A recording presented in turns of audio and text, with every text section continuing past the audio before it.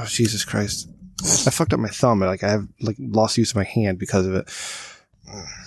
When I was in high school, I worked at a barbecue restaurant and I cut off the tip of my thumb like 3 times over the course of working there.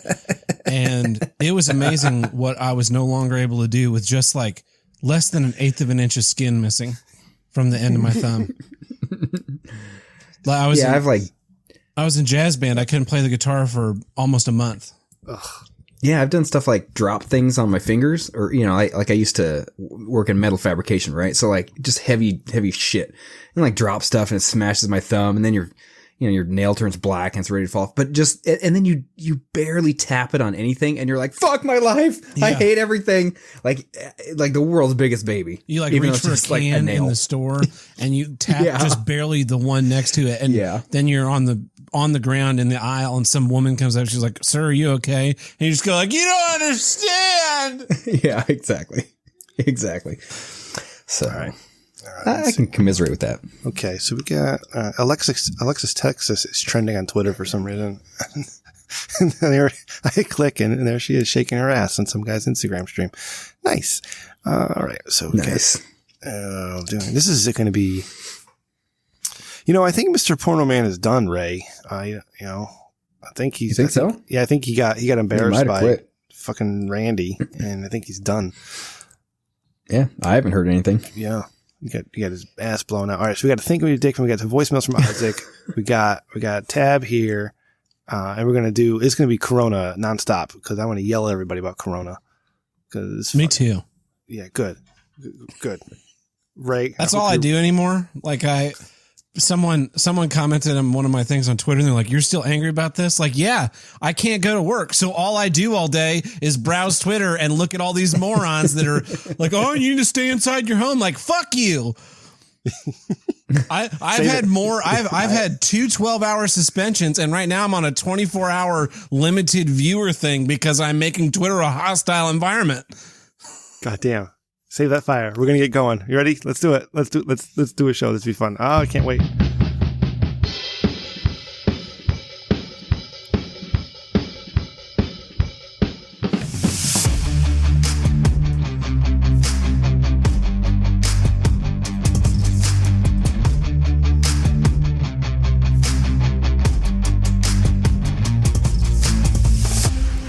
Hey, everybody. Welcome to episode 102 of the Rich Dick Controller Podcast. It is slightly better than mediocre. I am your host. I am Rem. I am not quarantined.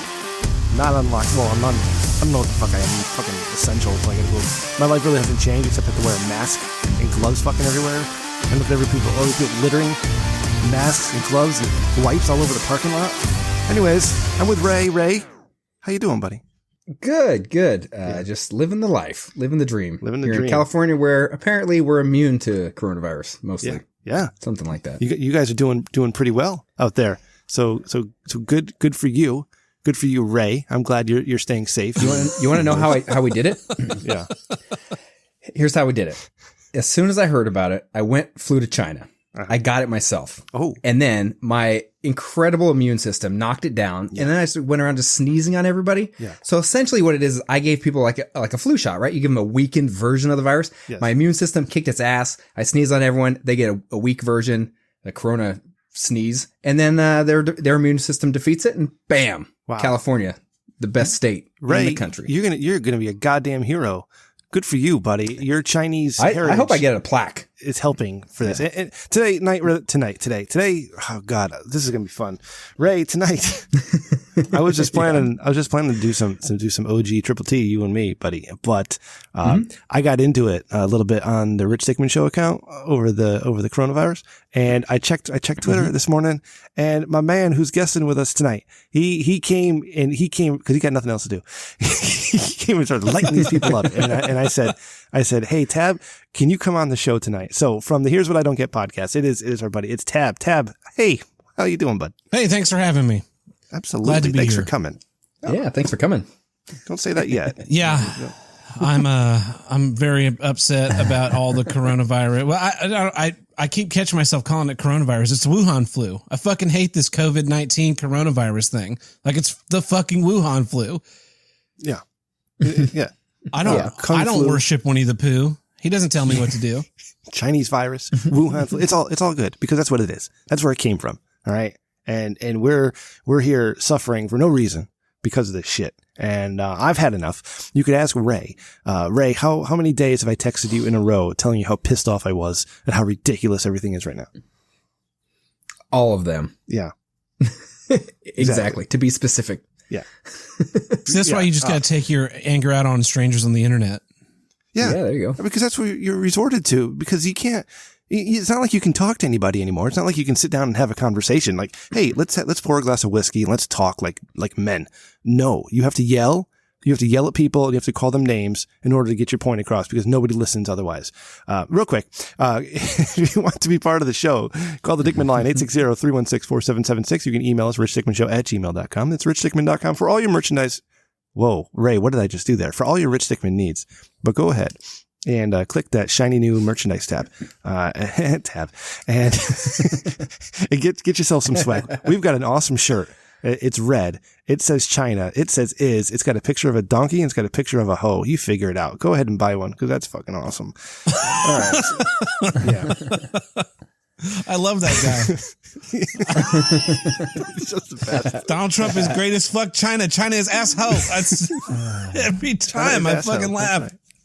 Yeah. So Ray, before Tab and I jump into screaming about coronavirus and all the bullshit and all the nonsense that we're currently dealing with in the world, I gotta know, Ray, did your couch come yet? Because this is important. Because I've been worried about you and your couch for the past few days.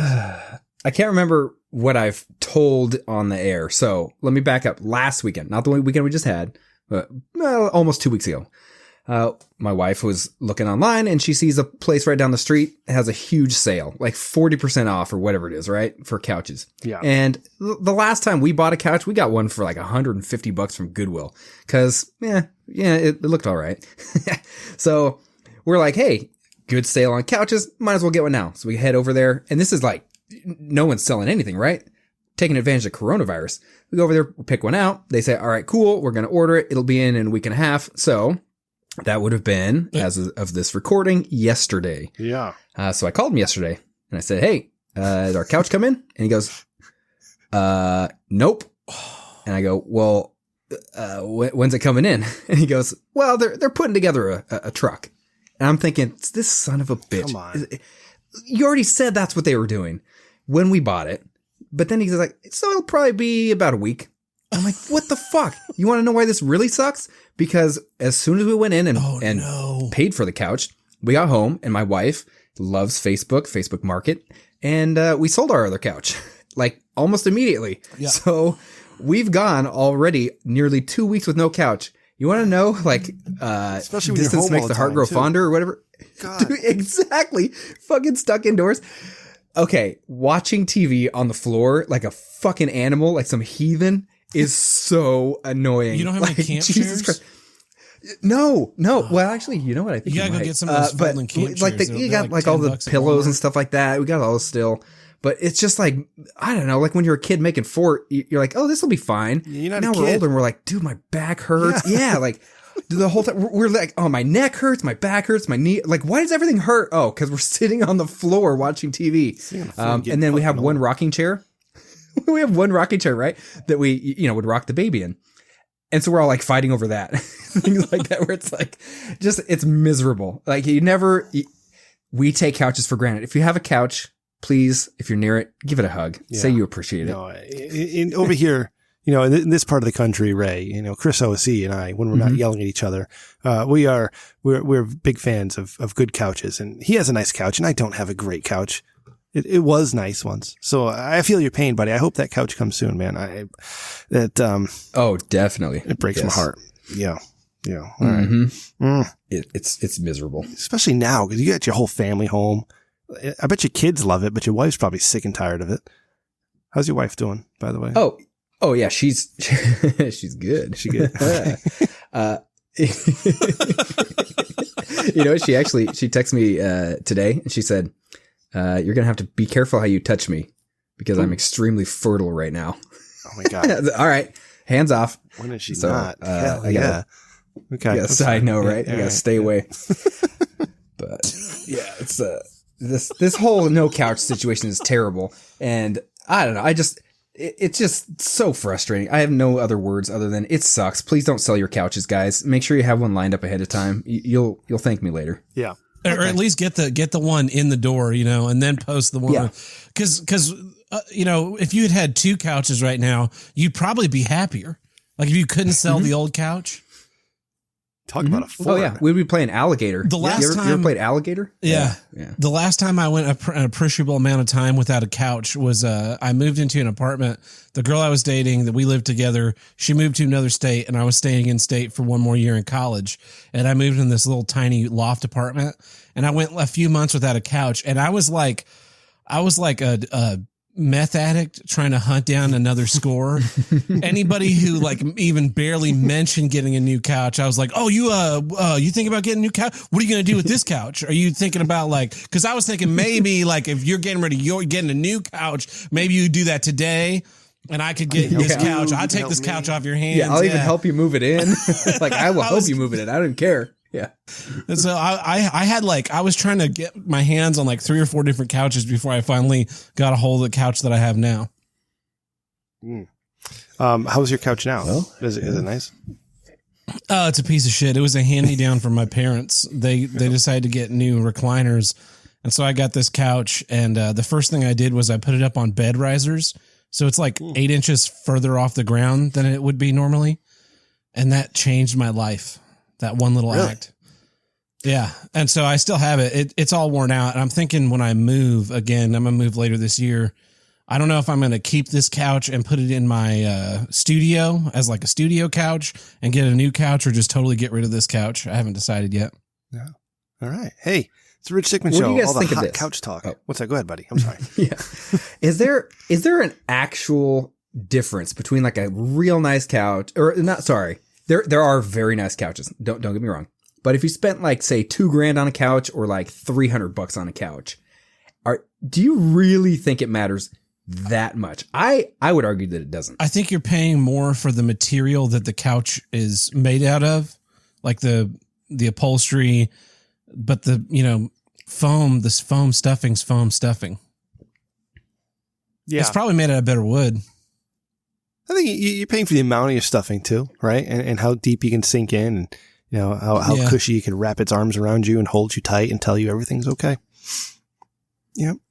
Yeah. Well, I mean, if you're using it as a casting couch, then you don't have to spend that much money. Yeah. This thing's going to wreck anyway. Need a little firmer on the cushioning. Yeah. All right. Yeah. Very good. I'm just saying, you don't have to spend $2,000. No, $2,000. The last time we bought I bought a couch. It was I want to say $300 for just a couch. And they're like, oh, well, if you get the love seat and the chair that match this, it'll be only $1,200 for all 3 of them. I was like, yeah, but we don't want those other 2 things. All we want is a couch.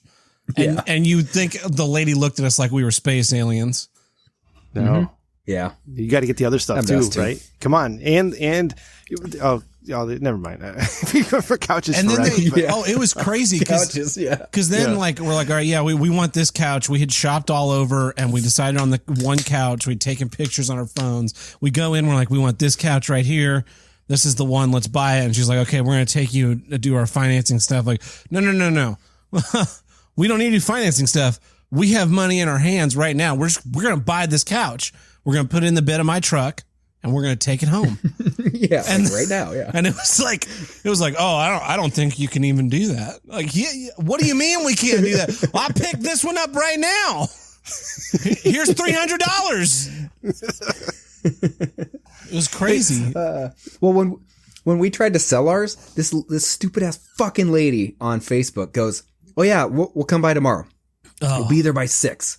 And so we're like, "All right, cool." So I made sure I was home from work on time. We already everything ready. I'm sitting there just doing nothing, waiting for this person to show up. 6:15 or something like that. My wife sends them a message. They're like, "Oh yeah, sorry, my muscle and the person with the truck bailed." So I'm like, "Oh, I bet." Ask them if they want us to deliver it. Right? I'll call your fucking bluff. And you know what they said?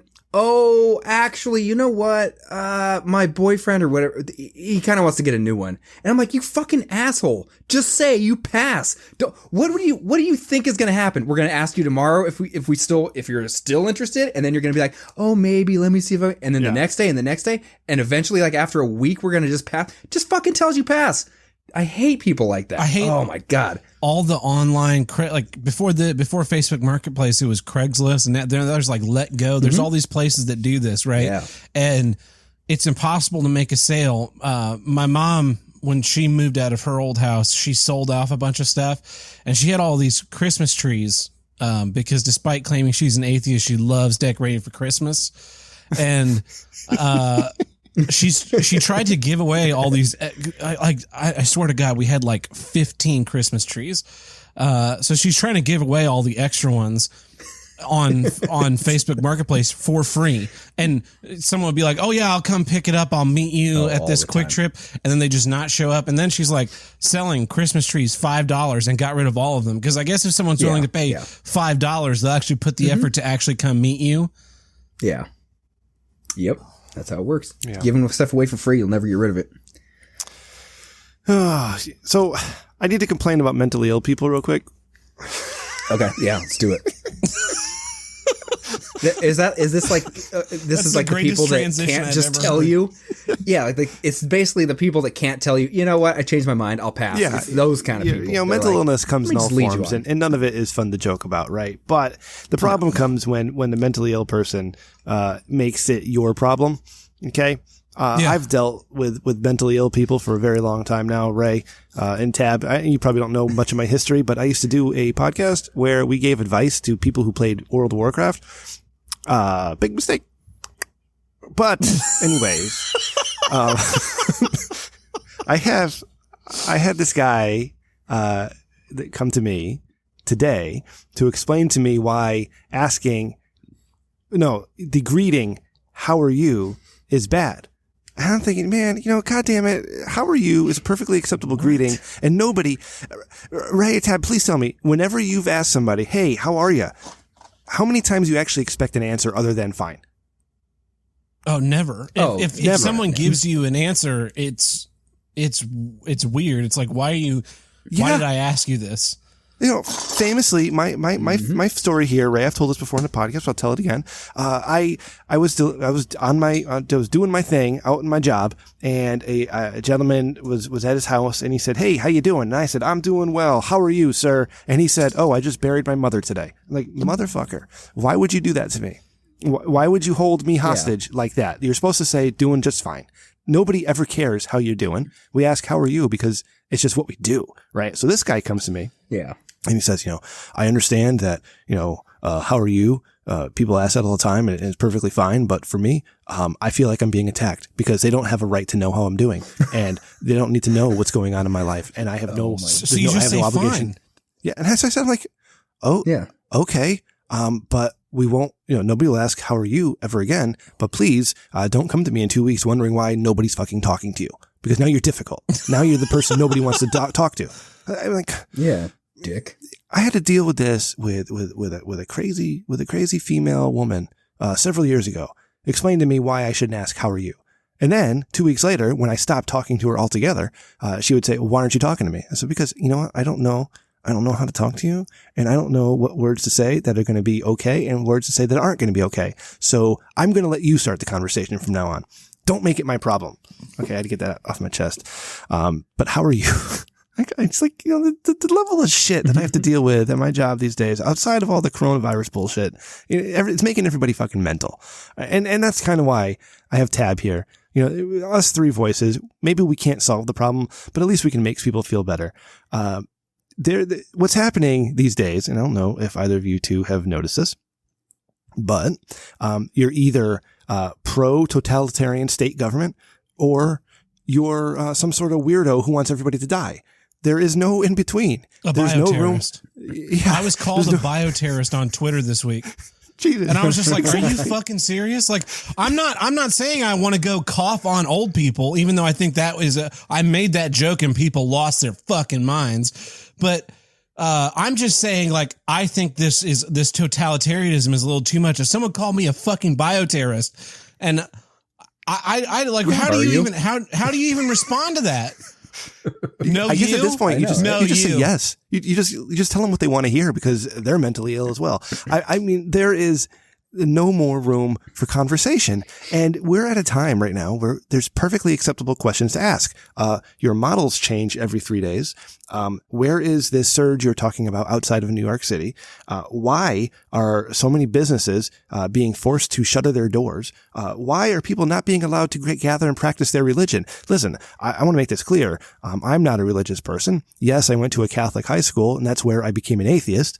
But I respect people's rights to gather and practice their religion, and I understand why people would want religion in their lives. All right, so I have no problem. I'm not one of those atheists that, oh, you're a stupid idiot for believing in God. I don't care.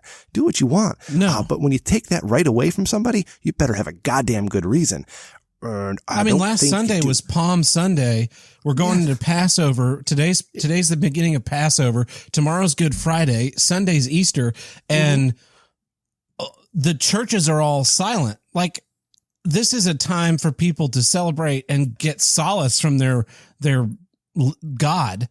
And you've totally taken that away from them in the name of their safety. But it's just like, I'm like you. I don't believe in a higher power in the literal sense, but I understand why there are people that need religion, and I understand why they need religion, and I respect their need for religion.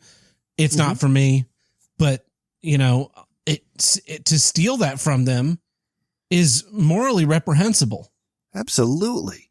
It's right there in the First Amendment, freedom of religion to practice and gather, and they're taking it away from us. And sure, when we were told, 32 million people are going to die and your lungs will melt and it's going to be terrible. I was like, oh man, okay. But that didn't happen. And here in the state of Connecticut, and they'll never admit it. There's 353 unfortunate deaths, and those are terrible, right? I'm so sorry for all those families and what they had to deal with. But there's also 300,000 unemployment claims. How many people died in traffic accidents yesterday, right? And I'm not saying I'm one of those, it's just the flu people. I'm one of those, there may have been a better way to go about this. Rather than shutting everything down. The question that I've been asking people on Twitter lately is, because the World Health Organization and our Corona response task force for weeks up until the beginning of this week, the end of last week, beginning of this week, was saying masks don't work. Masks don't work to contain the spread.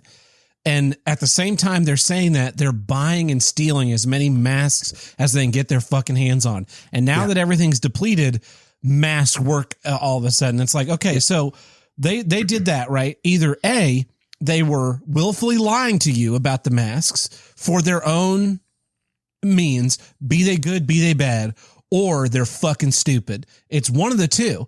And so now you have to really question everything else they tell you under the lens of either they're willfully lying or they're fucking stupid. And who are you going to follow in that case?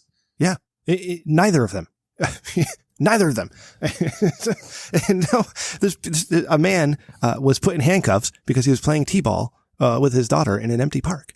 And that's where we're at. And what scares me the most right now is that there are people who are cheering that behavior on, who are saying, he got what he deserved. He shouldn't be out there. It's terrifying. The amount of people who are perfectly happy being told what to do by Daddy State is terrifying to me. And I never thought in my life I'd ever see this type of stuff, this type of behavior in the United States of America.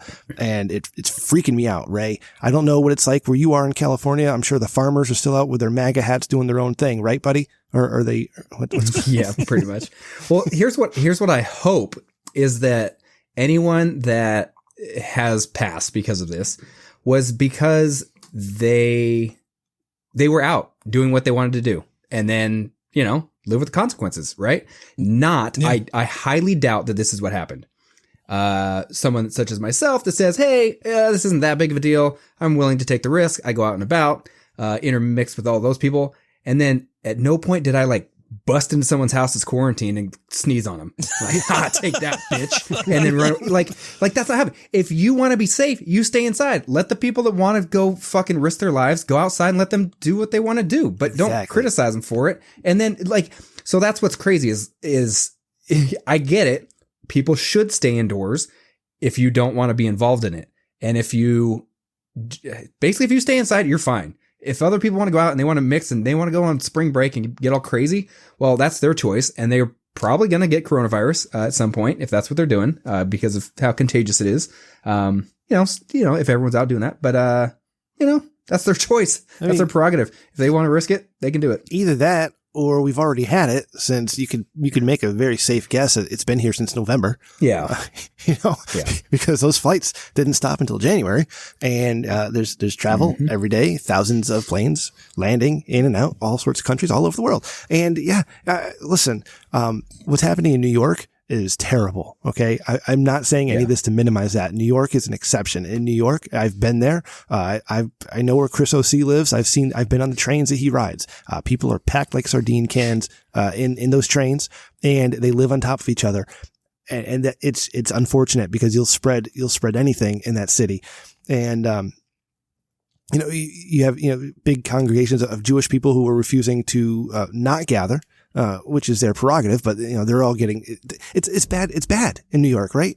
And that sucks. But it's not, Middletown, Connecticut is not Queens, New York. Okay. So every goddamn business in Main Street, Middletown, Connecticut doesn't need to be closed. Unlike, some places are getting hard hit. Is there a perfect answer to any of this? No, I don't think so. That's where we need to have these conversations and be able to talk to each other about this. When I was going on my what tab, what you got involved in on the Rich Dickman Show account, I think it was last night. I woke up this morning. There's like 25 minutes. I'm like, holy shit, what happened? The governor of Connecticut had decided he was going to order the state flags at half mast for the victims of the coronavirus. And I was like, you know what? What about all the victims who lost their jobs because of you? I mean, it was 326 people who died at the time. And while that's unfortunate, now you have 300,000 people who can't pay for, groceries or feed their families. And now we're relying on, our quote unquote, fascist government to pay them. Have those checks arrived yet? Magical $1,200 that is it's coming any day now. Like, I'm fucking sure it is. This will take care of you, no problem. Well, and I know you got rent to pay, but here's $1,200. What's rent like in Connecticut? Connecticut is a high cost of living state. Especially when you're in the suburbs, the bigger cities, it is very expensive to live. $1,200, it might cover a small place for 1 month, but that's all you're going to get out of it. You're not getting groceries. You're not paying your car payment. Rent. Yeah. Yeah, here in Oklahoma, right? With this magical $1,200, I could pay my rent, my car payment, all my bills, and have a little bit for food for 1 month. But that's it. So that handles me for April. That doesn't handle me for May 1st when, if we're still being told to stay inside our homes. I'm also really fucking sick. So, late last year, I got in a car accident and bought a new car. When I bought a new car, I decided to go a little bit wild, and I bought a convertible Mustang, a car that I've always wanted. Nice. And so I decided I want a car that I can have some fun in. Bought this convertible Mustang, and the weather out here, pretty much the day that I was told, we was brought into a meeting and told I needed to go home and not come back to work until April 15th. At the earliest. It was raining. And then when I loaded all of my stuff into my car, beautiful sunny day. And it's been almost nothing but beautiful sunny days since then. And I have this car that I love, and I love driving it. And I love the sound system, and I love to listen to audiobooks and music while I drive in my car and hear the engine and feel the wind on my face. And so I basically every day get in the car. I have a fucking terrible sunburn because yesterday I drove all over Tulsa. Looking at rental properties, and I am burnt like a fucking lobster just from driving around in the car. But, so I do that every day, and I get fucking looks like I'm about to do a fucking drive-by on people. Yeah. I was in the Chick-fil-A drive-thru a couple weeks ago, and the car behind me is an undercover cop car, and the guy pulls around me, and as he pulls around me, I catch him in my rearview mirror and see the light bar concealed at the top of his window glass. I'm like, is that a cop car? And then when he pulls around me, I'm for sure it's a cop car. And he gave me a look like your teacher gives you a look when they hear you whispering answers to one another, but aren't really sure what you said in class when you were in elementary school. And he's just like, what is your problem? Like, motherfucker, you're in the Chick-fil-A drive-thru too. Fuck you. Yeah. I hate how illogical people are. Like, we have a coffee place over here, and one of the guys that, my warehouse guy who still comes in to work, cause we gotta be able to receive material cause we're still working. So he went through this drive-through, and they were like, "Oh, whoa. Here's your drink, but we're not handing it to you. We're going to set it down. Like pull your hand back. I know you're trying to grab it out of my hand, but pull your hand back. I'm going to set it on the counter here, and then you can grab it." And he's like, and I'm thinking the same thing, like, you made my drink. If you got coronavirus, I've got it. Like, I don't care. And you're out, I'm out. Like, can we now, I think this, right? You go in the grocery store where people have to go, people that may actually be afraid of catching something, and they're wearing a mask and stuff. Like, keep your distance, be courteous. Let's have some common sense. But like stuff like that, or like we were out for a walk as a family, and this lady, sidewalks, 6 or 8 feet wide, and she doesn't just go to the other side of the sidewalk. I mean, I got my kids, right? I'm like, hey, get to the side, give them some space. People are nervous, and this lady walks not just off the other side of the sidewalk, not up the grass berm and through the trees onto the road, but she's like literally on the road. And I'm thinking, we're all out. Like, we're having a walk. If you have it, or if I have it, if you're that concerned, stay inside. Yeah. Inside. And all I wanted to do was go over to her and just like walk up as close as I could to her and just be like, hey, like, I have a question, and just try and get in her personal space. But I was like, she'll probably like freak out. She's probably got some pepper spray or something. But it's like people like that where you're like, you're fucking psycho. Yeah. Like, you're out of your mind. You're letting being fear near control someone your doesn't life. poof. Yeah. Like, you're insane. If you're that concerned, stay the fuck inside. But let me tell you, I'm perfectly okay with people these days being that insane, right? Because you know what? Listen, it's a little scary because you don't know what's being passed, and you don't know, what you may be immunocompromised. Maybe you have something that you don't. There's a lot of variables in this, right? Yeah. So I don't want it to come out like I'm being Yes. some insensitive asshole. Say, oh yeah, just end the lockdown, get us all back to work. That's not what I'm saying. What I'm saying is, there should have been a little more thought put into this, and there is definitely Yes. a better way to do this. I was getting into it with Svensson last night, and Svensson, what are you going to do? Just infect everybody? Svensson, no. Yeah. Do it. Svensson, Infect everybody. Yeah. Fuck them. Fuck it. Fuck them. Right? Infect everybody. 80% of people don't have any symptoms. So only the 20% of people that get it and need to be treated by a doctor are going to, quote, flood your hospitals. So fuck it. We'll all get it. We'll have herd immunity, and then we can move on about our fucking lives. Who gives a shit? Which is what we do with the flu every year. We'll lose a handful of old people, whatever. They weren't providing anything for the economy anyway. All they're doing is funneling money into computer repair services to make their fucking Facebook machine work. That's what I was saying on an earlier Corona cast. I think we might have just released it or about to release it, but basically saying we have too much invested in Social Security, like too many people that are taking Social Security, dipping into those funds. Well, why don't you just what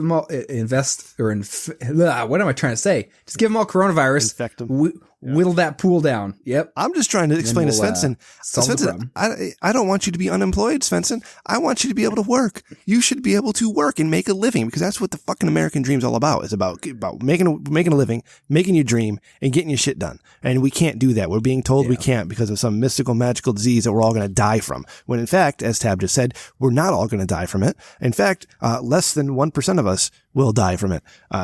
Less than 1% when it's all said and done. Listen, Has anybody called the you amount like of a deaths, serf? 14,000, whatever it is? It's unfortunate and it sucks. But how many of those people?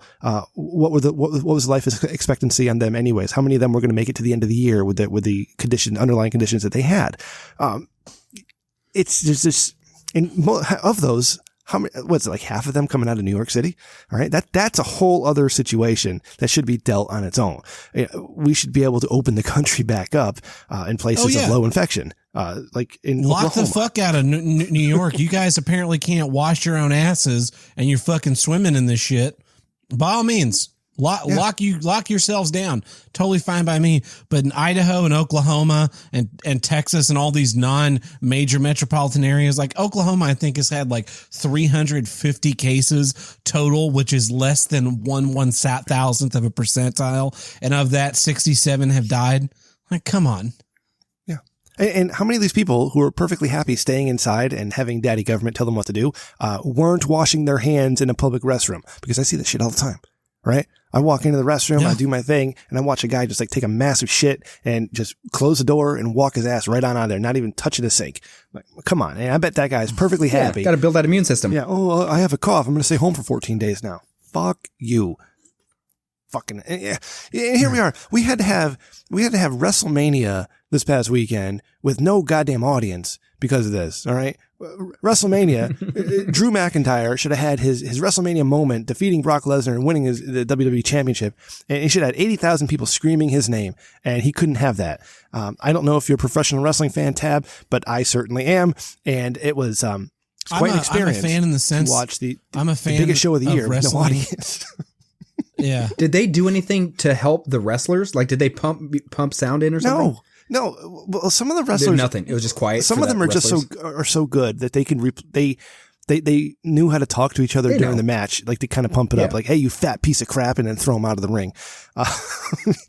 Just little things like that. They did a couple like cinematic matches that they pre-taped and edited and added music and effects, which was fun, But it was just so professional wrestling, which relies on a crowd to keep you motivated. They have to do like empty shows, and as much it's so hard to keep invested in it because you need that live feedback. You need to hear the crowd screaming because it gets you pumped up with it too. And listen, I know professional wrestling, it's fake. Oh, you're a big loser. Watch. Yeah, but it's fun. It's fun. Right. That's what I do for fun. I don't do anything else. Your soap opera's fake too. Shut up. Yeah. I'm having a blast. So yeah. And then we got the guys, NASCAR doing iRacing. Who would have thought that the first legitimate esport would have been NASCAR racing? I'm a fan of wrestling in the sense that it gives you an extra $3 an hour because it's a commercial show. Yeah. When you do load in and load out, if you work the show, I'm a union stagehand, so I care about like the little things like that. Oh, really? Yeah. Wow. Have you done wrestling shows? I haven't. I've done a couple of so they tour, right? WWE tours around. Yeah. So they'll do like a Friday night SmackDown, Monday Night Raw. They do those shows in different cities every night. So I've done a couple of them over the years. And, I think every time I've done it, I get put on the crew that builds the ring. Oh, that's awesome. Oh, sweet. And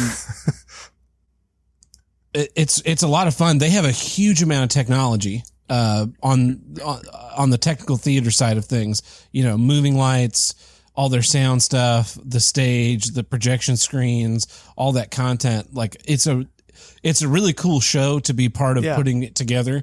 And it's cool to be there during the big event.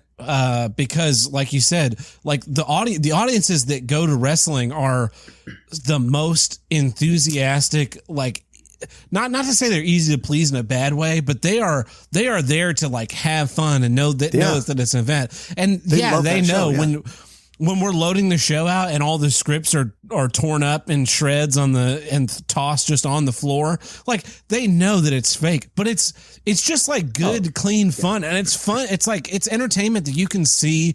You can watch that with your 8-year-old or your 6-year-old or your 5-year-old, and you're not going to worry about, you have the WWE. Yeah, you can have your divas who are like scantily clad and really hot there, so for your viewing pleasure. But like you're not watching that, and you're never worried that like a dude's gonna come out there and like say the N-word or be cursing up a storm. Like it's violence, but it's not really, and it's just fun. Like, personally don't like wrestling, but it's like religion. I totally understand why people are into it.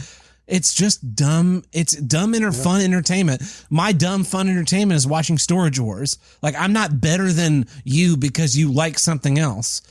Right. But Oh, yeah. I can totally think, and this also comes from being in theater and being a type of performer. It's weird to do things with absolutely no feedback. Like that's one of the things about that's the huge difference between doing a podcast like this, right, where it's just us sitting around with some microphones versus doing the live shows with Dick and even doing live entertainment outside of podcasting, is that you're just kind of shouting into nothingness, and then the applause, so to speak, comes back a week later with voicemails and comments and people saying, "Oh yeah, I think this," and the 7.5 downloads, and 7.5 downloads, and but if you're in an entertainment industry like live music, so I've been doing live music streams with my dad. He's a musician. We've been doing live streams on his Facebook page where his normal gig is he goes around and he does these little bar gigs. It's just him and his guitar. And he just says, you know, hey, anybody have any requests? And anything that he can play, he'll play. Nice. And it's like 2 hours, and that's not his only job, but you can't do that right now because the bars are closed. The restaurants are closed. We tried to put him in, hey, we're going to play some music. That way people picking up food can, you know, have a little bit of entertainment while they wait if they have to wait. And the city of Broken Arrow Police Department was like, no, we'll fine you if there's a band in here. Like we could not do it. And so we're doing these live streams and I'm talking to him about it and he's like, I'm lost. I have no idea what's going on. It takes so much energy to just output with absolutely no input. And I'm like, I don't know how to make this any better for you, because pretty much all I know is output with no input. We've reached a point in our society, like we're gonna come back out of this and industries are going to be closed. Like I'm really, really intensely worried that I work in theater, and I'm really worried that live theater as an art form is going to be crippled for the next decade. Yeah, you know, people would be scared just to sit next to somebody in a movie theater, at a theater, you know, at a concert. We're going to be all covered in masks and fucking gloves. Everybody's fucking scared now. You know, not just that, but your local like community theater organization, they're operating on a budget of, you know, $10,000 profit each year that they have to put back into the business because they're a nonprofit, and now they've had all of their shows from the middle of March until June totally canceled. Like that's tickets that are out the door. And depending on how their agreements with their designers work, they've probably already output money, and their actors. I don't fucking care about actors. I'm a designer. Their actors, they've probably already output money to like secure contracts, et cetera, with, you know, in a normal time, you put that like down payment on getting a designer, getting an actor, and then when the show opens, you pay in the rest of their money. Well, they've put out a bunch of down payments, and now the show's canceled, and they can't go, hey, can we get that 30% of your contract back? Because the guy that is doing the lighting goes, no, I used that to pay my rent last month. Sorry. Yeah, right. So now that production organization is in huge amount of debt, and we come out of this, let's say May 1st, right? We come out of this, hey, we're all fucking stupid. We're going to go back to life as usual. May 1st, hey, are you guys ready to do a show? No, we haven't built any sets because our shop is closed. We haven't hired any actors because our offices have been closed, and we're not sure about our dates because the theater that we rented has been closed. And every other production organization in town wants to try and get dates. So, yeah, you know, what's that going to mean? That's the thing. The longer this goes, how do these places come back? You just said, because, you know, the theater turns back on. Okay. But when are you actually going to turn back on? You know, how long does it take to make sets? A month? 2 months? Yeah. I don't know. I don't do that. 6 weeks. 6 weeks. So, you know, 6 weeks. You get back in May 1st, but it's June 15th before you can do anything. And that's even more money you're losing. And you got to pay those people to build those sets without any income coming in. And again, relying on the government for anything like a paycheck is not a good plan. So, especially, I said this to Svensson, and I apologize, Svensson, but I mean it. Svensson, who hates our current government, is all for, staying home. And that's Svensson, you're going to rely on this government that you hate, that's incompetent, to get that check to you on time and enough money so you can live. Fucking yeah. Yeah. You're going to rely on this government that you hate. Like, all these, I got into an argument today with a guy on Twitter, and he was like, the government's all full of fucking idiots. But then at the same time, he's arguing that the only way to solve this is through authoritarian measures. It's like, yeah, fucking pick one, dude. It's not both. It's not both of those. Either they're all a bunch of idiots. Our only hope is the learning disabled kid in the class. So we're gonna, if he passes, all of us would pass, right? So your entire graduating class in high school, you are all your grade is going to be based on the score that the last in your class guy would have gotten, because we can't hold finals. It's just like, oh, really, we're all counting on him. He smokes weed every day.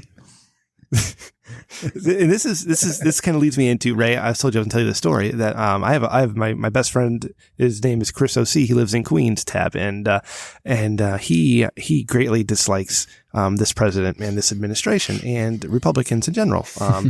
And these people need to be stopped, is what he likes to say.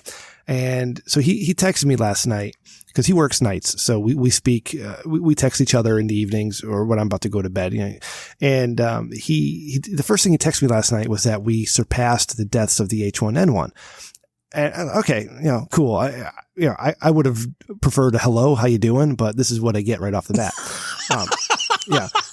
And so he's going off, and I was like, the irony of this situation, Chris O.C., is that when this is all said and done, this president's going to be labeled a goddamn hero, because the initial projections were 1.2 to 1 to 2 million. And then it was 100,000 to 200,000. And now it's 61,000. And this president will be able to say, I saved millions of lives.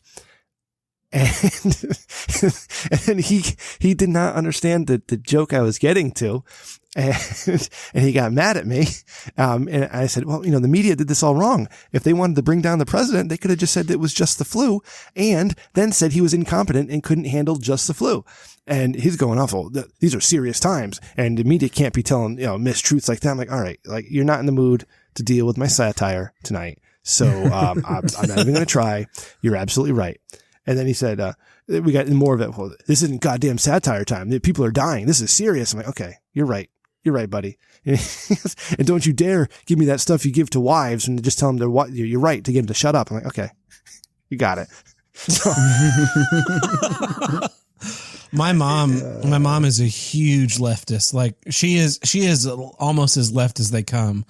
And when we were talking about this, she said, yeah, my only worry is that they're going to label this as Trump having solved it. And I was just like, really? That's where we are? Like, we have to, yeah, this has to be like Trump bad, but before all else for you, I just let it go. I learned a long time ago to not argue with my mom. With the malaria drug, right? The guy comes out and he says, hey, this could be a great game changer. This could be something. They're having success with it in other places, something to look at. The guy doesn't say, drink pool cleaner. All right. He doesn't say, there might be an aquarium cleaner. He doesn't say that, but some asshole in Arizona is cleaning their aquarium and sees there's chloroquine in the aquarium cleaner and says, oh, this is what the president said to take. Let's eat a bunch of this shit. And then her husband dies. And then Chris O.C. gets right on his goddamn Twitter feed and says, see what the president did? Not sick. They were not sick, right? No symptoms, not sick at all. Just saw the label on the bottle and were like, yeah, let's go ahead and eat this. Yeah, let's go ahead and just eat this. And then President Trump killed somebody. Wait a second.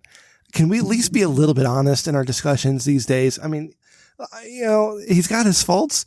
He didn't kill these goddamn people because he said this might be something in hydrochloroquine. He did not force the goddamn aquarium cleaner down their throats and kill the man. All right? They willingly did that on their own. They were willingly stupid. As it turns out, there's reports of great success with this drug. I guess if the man had just said, we should stay away from hydrochloroquine. We should not try the malaria drug at all. The media would be jumping all over him and saying, you know what? We should do this. We should totally do this. What I'm getting at. All right. And I know the response is, everything the guy says, they want to do the opposite of. All right. The guy could cure cancer tomorrow, and we would find out why he's evil for doing so. Like, that's where we are. It's because he decimated the healthcare system. How are they going to make money now? Right. And this isn't me being in defense of the president. This is me just wanting a goddamn honest conversation about things. Not everything can be his fault. Just like not everything is to his credit. There's a lot of things in between. But just because he says something doesn't mean he's automatically wrong. There might be something to it. And maybe he says things on purpose to get you to think one way. I don't know. It's just, I hate that we're at this point in society now where we can't just sit down and talk. And, this guy on Twitter I found, I don't know if you've seen this tab, but, go ahead. It's the total shutdown of all discourse. Like it's me versus you. It's Catholics versus Protestants. It's left versus right, Republican versus Democrat, socialist versus libertarian. Like, there is absolutely no in between. Either you are a Siphon Filter fan or you like Metal Gear Solid. And either side of the way you fall on it. My friend Tony from Hack the Movies, he's been doing this Siphon Filter and Friends, and we were talking about it, and he was never into Metal Gear Solid. I was never into Metal Gear Solid, right? But he started doing this YouTube channel where he's playing the game Siphon Filter, and he's having different guests on for the things, and everybody's telling him what a piece of shit game Siphon Filter is, and Metal Gear Solid's the superior one, and he should have played Metal Gear Solid. And it's like, dude, you can play both games. Like, there's a middle ground on everything. You can like one and not like the other. You can be a Republican who also believes in social welfare. You can be a Democrat who believes in fiscal responsibility. You can be for abortion. You can be against abortion, but for killing babies. Like, there is a whole myriad. Like, we try and talk about, we're talking about constantly in the conversation, sex is a spectrum, right? There's not a man and a woman, but everything else in life has to be a me versus you.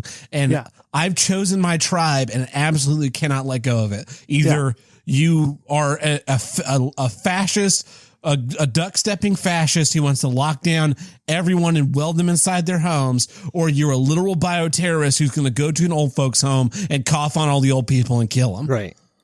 Exactly. And also, how can you be anti-gun and pro-abortion? That makes no sense to me. That makes no sense. No guns, but kill babies. I know that's very simple. It's a very simple way of saying it. Yeah. That's kind of like, that's like society, right? I don't know. It's crazy. What I'm saying is that, there are conversations that we can have, and we can understand each other and understand each other's points of view and why the world is made of grays and not just blacks and whites.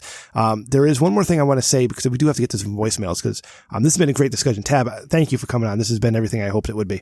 But I mentioned that mentally ill guy with the "how are you" greeting earlier in the show. One consequence of all this lockdown bullshit, okay, is that, of course, this guy is not fully put together and he's got some issues going on. His coping mechanism for his crippling loneliness is going to the bar after work and talking with anybody who's there, whether it's a guy drinking next to him, a lady drinking next to him, or the bartender, okay? And this is what he does to cope, right? And he'll walk in there. I hate these guys. I go to the bar, have a conversation, and he'll go home. I just want to sit and have a drink and quiet. And then this fucking dude sits down next to me. He's like, "Hey, let me tell you about all my problems." I'm like, what the fuck, man? What part of this communicated that I want to talk to you? Leave me alone. Understood. I'm hoping he finds people who actually do want to reciprocate the conversation. But now that the bars are closed and he has no place to go, he has no coping mechanism. His mental illness gets worse. He's sitting at home by himself, alone in his thoughts. And I swear to God, I fear that I'm going to look for him one day, do a wellness check, and find him swinging in his shower. Because this taking that away from these people is taking the jobs away, taking the socialization away, taking our goddamn fucking freedoms away. It's going to lead to more deaths than that 353 that we have in Connecticut between unemployment and suicide and drug addiction and depression. All the things that come with not having a job and not having people to talk to and not having a place to socialize. It's going to be far worse than the poor lives that we've lost so far. Okay. we can get back into that we can get back into that in a minute. The whiskey's taking hold now, Ray. But we do have we have a couple of voicemails that we do have to get to because I asked them to call and they did, and that's what we're gonna do. And Ray needs his money. Bumper. This is the bumper, and on I your need left, my commensurate and this money. is the bumper on your right. This is a badass guitar riff. And finally, here's your voicemails. Sorry, that guitar riff's too cool not to play twice. My dear friend, this is urgent. You must hang and place this on your door to cover your household and even your belongings and family from this plague. Grab a pen, grab a piece of paper, write down this number. I must hear from you by today. The number to dial is 312-906-7152. Ray, he's fucking acting now. He's desperate. Holy Christ. He's been locked inside for how long, you think now? Oh, like man. the whole time? Too long. Or just, you think that's like maybe week 1? All right, let's go. Like if that's week 1, I'm just wondering, like, is that like week 3 or 4, or is that week 1? I can't wait for week 6. You'd be like, yeah, I know. Beelzebub is at my door. Yeah. Let me in. Save my. Right. Hey. Yes. What's up, Rem? What's up, Ray? What's up, Tab? What's up? I heard y'all was gonna have What's Tab up, on, Isaac? so I had to call in. Right, I feel kind of weird though, cause Tab, you know what I mean, man, cause was like, bruh, real talk, man. Jackie Chan hates America, and real talk, like all that like Taiwanese rejuvenation karate is just a bunch of hand movements and shit. I say I'm a stage hand. I say you had to like straight up just walk up to a hoe and just boom, lift your entire fucking left leg up and just like just lay that bitch out. And that shit'll be way better than some karate. So I mean, I was, got some practical lessons and I was like, damn, this motherfucker know how to kick ass. I mean, shit. I can kick ass like, I'm 5'11", but I can kick ass like a 6 foot fucking 4 person. I mean, shit, that's like magic. I mean, fucking Disney, fucking Mickey Mouse, nigga was like, bye, except, you know what I mean? I don't think Tab has any issues with, he don't mind Israel. But, bruh, real talk. Rem, I gotta learn to edit for myself. Cause I mean, I feel bad about like you having to like edit 2 podcasts, 3 podcasts. I even mentioned it in my podcast, bro. And if this bitch cuts me off, bro, I'm gonna leave a couple voicemails. But you know what I mean? I'm not like the Anakin, bro. I'm like the Sebulba. I'm like that one nigga, like, he got them blue hoes and you're like, bro, I'm about to like lean like this with all these hoes on me. And I got another pair of legs. So I'm gonna walk into my pod while these hoes with me, nigga. Ha! Either way. Tab, I know the show is, I think you actually get it. I think Tab actually I think literally when, I even forgot who else was on the podcast with, Here's What I Don't Get. He was like, wait, are you trying to make everyone racist? And then Tab went into explaining like the actual, like, kind of satire on satire Inception level without Leonardo DiCaprio. You know what I mean? It's like, not Idris Elba either. We had to get a little bit more light skinned, less attractive of a nigga, but I mean, I think he actually understands it, which is kind of rare. I mean, I think Rem, you got it too, but I mean, I don't know. I feel like if someone didn't understand it and they laughed at this shit, I would be like, damn, shit. That's not what I was aiming for, bruh. That's not good. That's some fucked up shit, actually. Like, if you don't understand why I'm saying what I'm saying, then hell nah. Alright, that's the end of voicemail 1, because I want the bitch telling me what to do. Never simp. Never I-dubbed it up. Don't let any bitch to tell you what to do or make you think what to do. But some shit, I think I hurt myself. God damn. We had Isaac on the show, and a lot of people did not like him, and I did not understand why. I think they don't. We got nothing but rave reviews. The Hot Drummer News Babe texted me and said Isaac is special. So he's like very funny. He's very, very smart. His commentary is very poignant and like what we were talking about. But yeah, we had a few people that were just like, I hated this episode, and I turned it off, and I was like, I'm sorry, you're such a racist. I don't know what to tell you. That's right. Well, we've had a lot of people, and we've even talked about it on the podcast when we had Prairie Society on. They're swingers. They have a podcast that were like, oh, just can't stand them. And what's interesting to me is they are incredibly funny, smart, intelligent, humble, sophisticated, and and they're not at all saying like judgmental, like you have to be a swinger or you're doing it wrong. Like nothing like that. They're there to ask, answer questions. Just, I don't know. There's good people. And I don't understand it. It's kind of the same thing to an extent. It's like, I don't know, give people a listen. Just hear them out. Yeah. Like you don't have to hate someone just because like the quick reaction, judge a book by its cover. Well, that's the great convenience of a podcast. If you don't like the guests, just turn it off, tune back in next week. Next week, if you don't like the host, that's a totally different thing. Yeah. Also, listen to the TRDS. No, not that one. Dre, which episode was it where Isaac and Elisa May did some role play together? 87, I think. Ray, I don't remember. Yeah, I could look it up. I think 88. It was the episode before we had the AVN awards. So it might have been 88. I think AVN was. I don't know. We got BBW porn stars tab. That's what I'm into. Okay, here's next voicemail. This is also we got 9 more minutes of Isaac, Ray. So here we go. All right, we back with number 2. Your boy just playing some Eve right now. I mean, we I kind of got kind of deep into it. So when you running 3 characters and shit, you like shit. You got a friend in Finland who's just like, I had 24 at one time, and you like. Damn, bruh. Then again, that nigga make a lot of money off the game because that nigga like pump out capital ships and stuff. I don't want to talk about too much sci-fi shit because then Tab will be like, they have to think about like J.J. Abrams, Frankenstein monster, a trek amongst the stars and, the wars within the stars. I mean, he kind of made his own thing. He kind of stole the title though. But that shit was terrible anyways. So, I mean, what I was saying is, like, real talk, like, Ram, you like almost a father figure to me, bro. You got, like, like, a lot of people don't get it. I mean, you encroaching on 40, bro. Like, that's like a big thing. That's good, though. I mean, you still got, like, life in you, man. You know what's important. That shit, that's knowledge that don't always come with age. That's knowledge that niggas that are, like, 60 still don't got, bro. I mean, so I'm like, hey, Ram, any advice you give me, this shit's golden.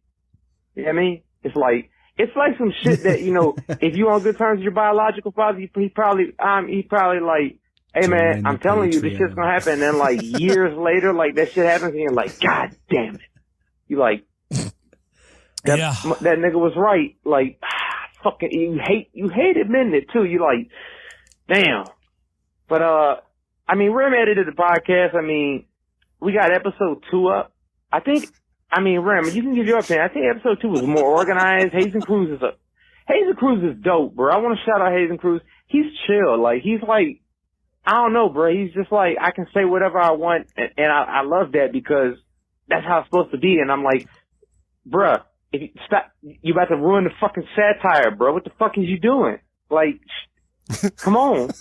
But, either way, I'm just like, it's not like, I mean, part of the satire is that it's like, nigga,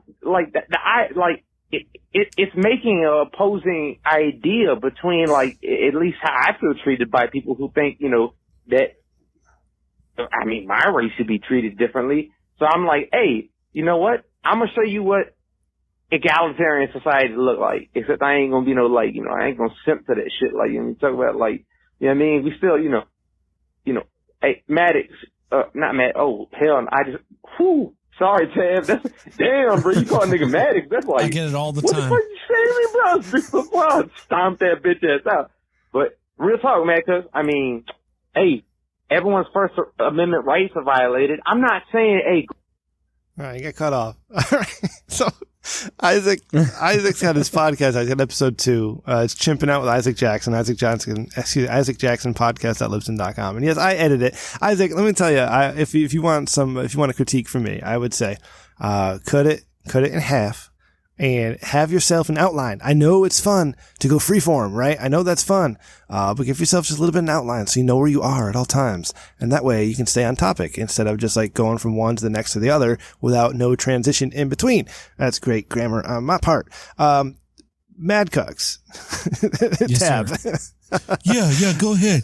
Yeah, I was wondering if you could explain to Ray how you managed to not get sued when you were being sued. Well, it was a really tricky thing, right? So coincidentally, and this is truly a coincidence, I mentioned it. I moved into that little apartment, right?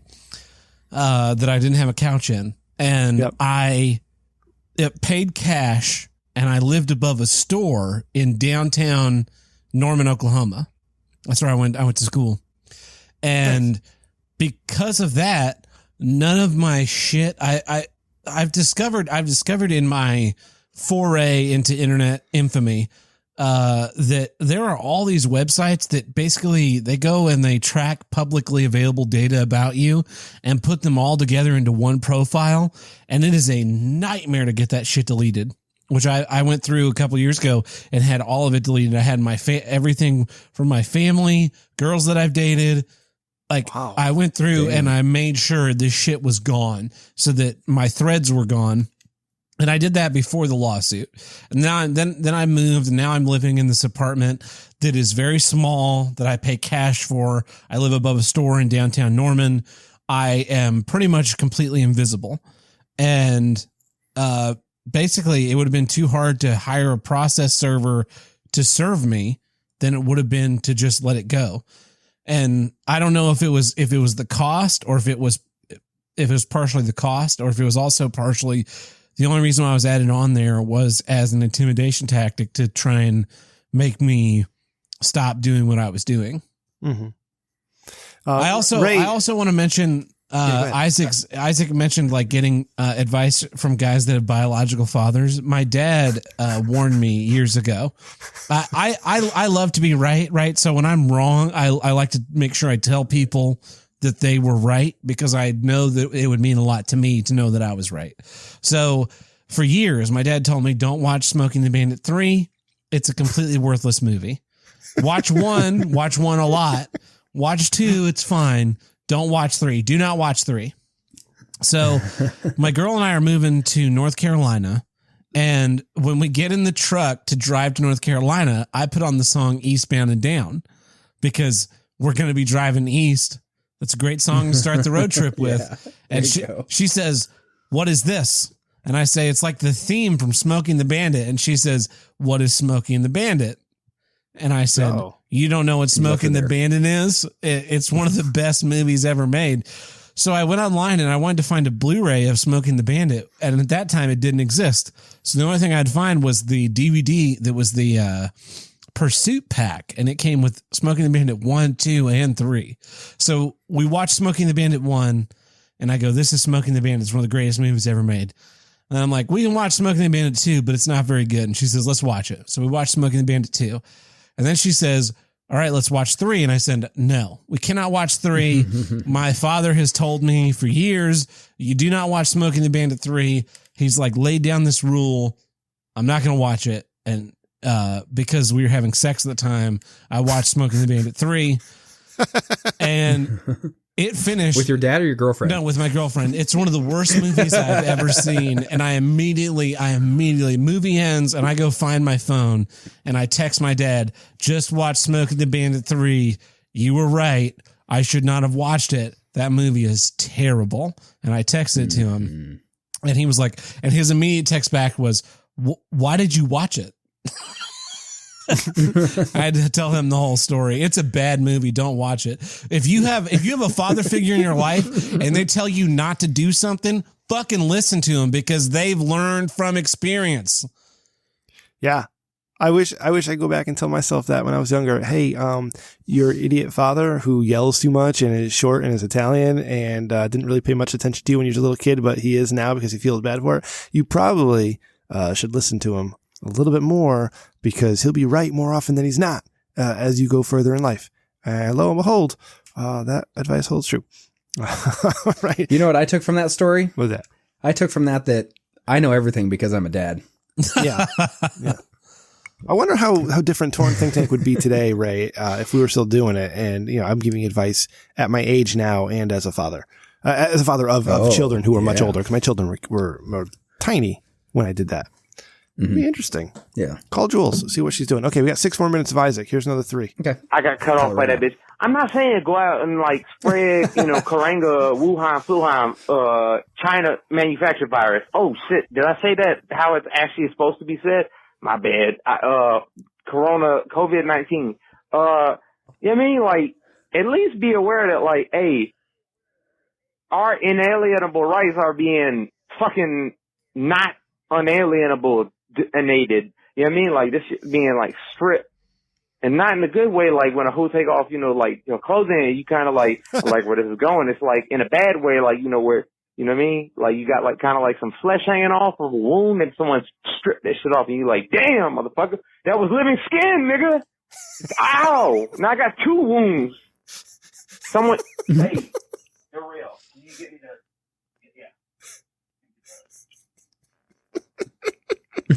I gotta use that shit to cauterize. Placing his order in the drive-thru. I don't know what's happening. Hot though, bro.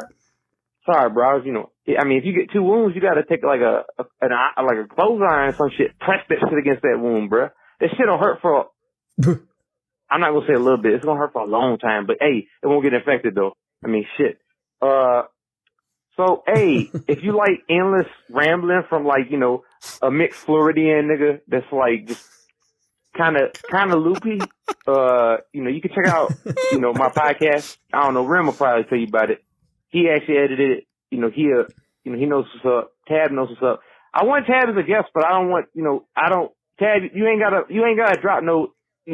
I understand, bro. That's all I gotta say. I understand if we gotta take on a bit of a change to format. I got a bonus episode that I want to do soon. What are you got time for? I know you busy, but I don't even know what the topic of the episode was. I mean, last time I called in, you was talking to some bitch named Isis, bro. That's kind of me. I don't think Ray should ever share his wife, bro. I mean, it's like, bro, if your dick ain't work, bro, then you got some pills for that. I mean, if it gets chopped off by a scimitar or some shit, hey, bruh, hit up. Elon Musk was going bald. That nigga ain't made $1 billion. Get a new dick, bruh. Tad, tell me that shit's not a genius idea. It's not. I didn't explain it well, but that is true. If you have enough money, you can do anything. You get 5 dicks at once, maybe. Yeah, I would actually be able to swap from an ABC to a BBC, but I mean, hey. I honestly kind of like it. It's stylish. I mean, it's like wearing some BKs with a members only jacket. You know what I'm talking about? Shit, man. I mean, that's not showing my age. That's showing everyone's like, what? God damn it. You cut off again? Yeah. I just found out what a members only jacket is. I didn't realize it was a specific style of jacket. I thought it was just like a brand. And in my mind, it was like Sam's Club brand. I'm like, why would you? Because you can be a real smart person, but then you find out every so often that you're like really fucking stupid, and that was one of those. Right in my mind, I'm picturing why would someone want to wear a jacket from Sam's Club? And then I read this whole article that was like how the members only jacket came around and changed styles and shit. And I was like, oh god, I own a knockoff members only jacket. I didn't even know. The first time I heard members only jacket, it was on the Adam Carolla show, and I'm just thinking it's like one of those jackets where you get your name on the back of it or some shit, and you go out with your old white boys and you guys play golf or yeah. I didn't know what the hell it was.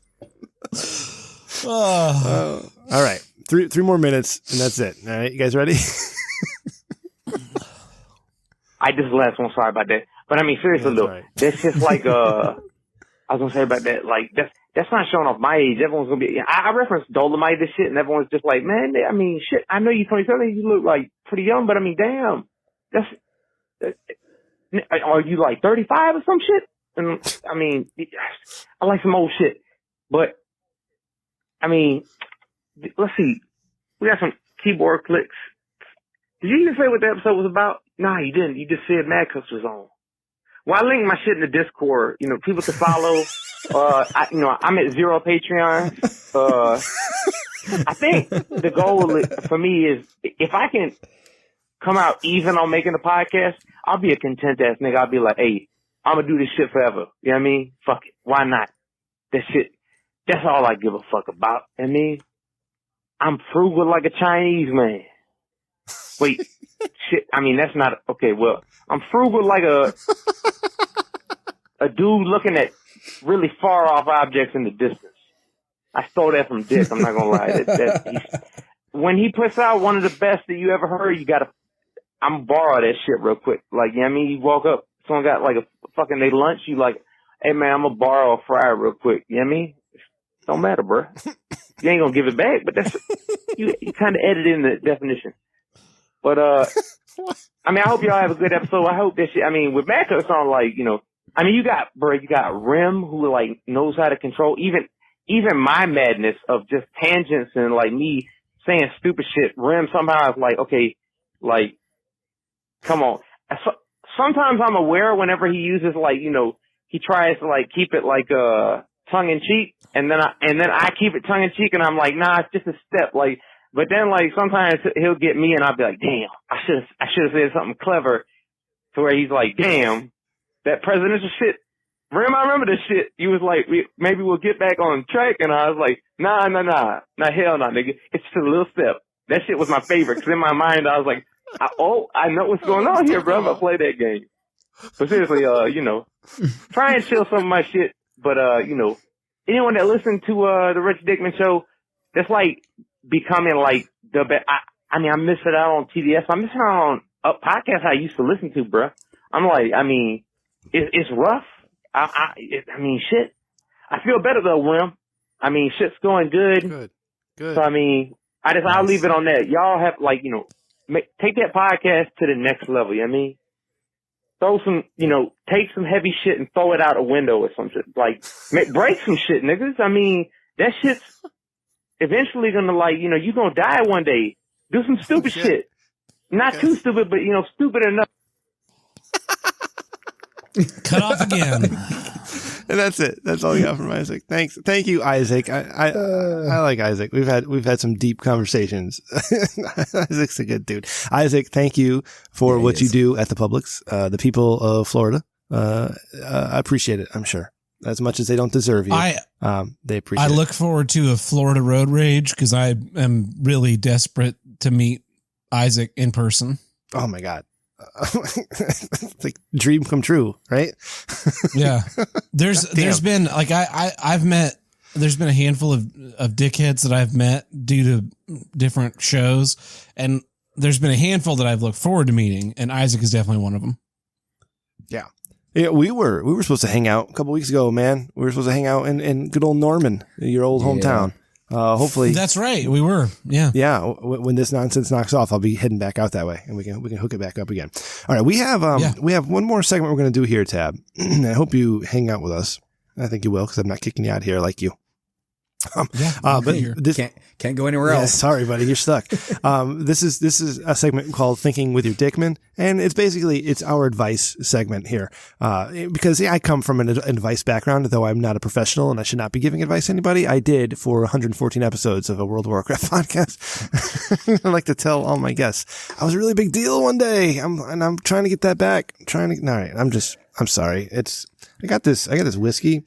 And it's infused with espresso, Tab. And by the time of this show, it gets me going. I probably should get drunk before we do the show, Ray, sometime and see what happens. Yeah. All right. I'm going to play the bumper. Let's do it. Wait, what the hell happened? The new bumper. Did you get the new bumper? No, I didn't. Did you send a new bumper? Because that one's gone. Oh, yeah. There's a new one. It's in the Dropbox in the folder that says bumpers. This is so unprofessional right now. And I got to find my mouse cursor. Keep talking. It has the date on there. But basically what I did was, after signing the contract, moments before episode 100, I then took to heart the contractual obligation to create a new bumper, especially for the Thinking with Your Dickman segment, and it has been done. So here it is.